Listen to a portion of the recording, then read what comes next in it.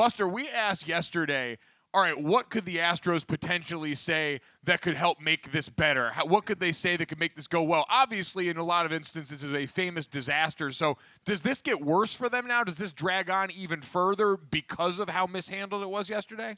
Yes, no doubt about it. Now, yesterday, Aroldis Chapman spoke with great respect for Marwin Gonzalez and how, the ex-Astros with the Twins, who a few days ago spoke in a heartfelt manner about how he affected the lives and the Astros affected the lives of others and how he's going to speak with other players. And I think individually that'll happen. That Correa and Altuve and other guys might go and speak to some of their opponents, and that'll help. But as I've told you before, we have never seen what these guys are going to descend into as they go in road games. It wouldn't shock me if they lead the majors in road attendance just because you have all these baseball fans just dying to get out and heap them with scorn. I'll say it again. It's going to be their road games are going to be like 81 perp walks this year. It's going to be ugly. Buster, what is Major League Baseball going to do when teams take sort of vigilante justice on players in games? I don't. First off, I think that other teams. I don't think there's going to be a lot like we saw from Ryan Dempster with Alex Rodriguez, where it's going to be first inning, right out of the gate, throw 4 pitches at some hitter's head or something like that. I think it's going to be more subtle than that. That it'll be the 6th inning and there are 2 outs and there's nobody on base and boom, somebody gets one in the ribs. And there's not really a great response to that. Now you're going to have the warning system.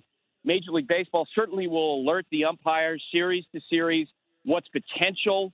But look, I don't think there's anything they can do about it. And do I believe that there'll be a pound of flesh extracted at some point during the year?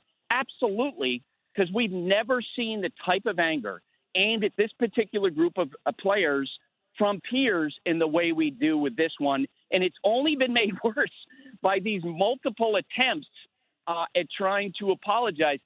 You know how bad it is when I was doing radio yesterday and the radio host asked me a question about, well, where would you rank this on Astros PR debacles?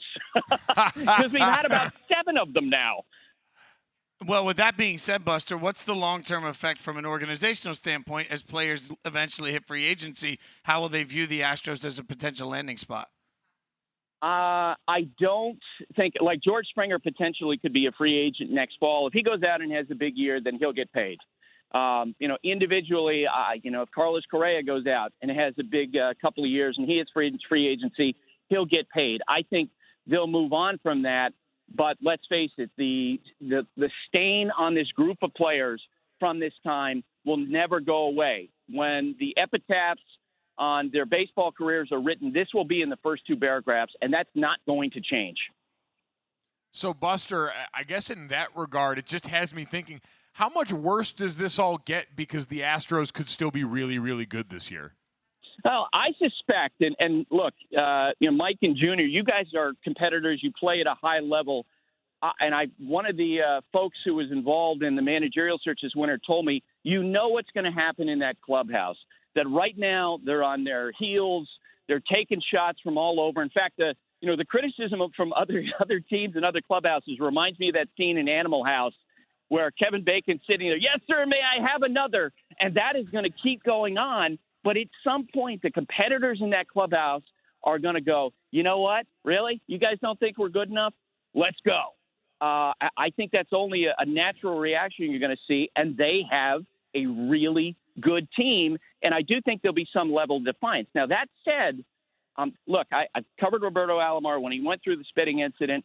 In my opinion, he was deeply affected by the booing that he got. And he was never the same in terms of his love. On the other hand, Barry Bonds was defiant and took it on and thrived under that pressure. I do wonder which of the Astros might be affected by what they're going to experience here coming up. Thanks for watching ESPN on YouTube. And for more sports highlights and analysis, be sure to download the ESPN app. And for premium content plus live streaming, make sure to subscribe to ESPN Player.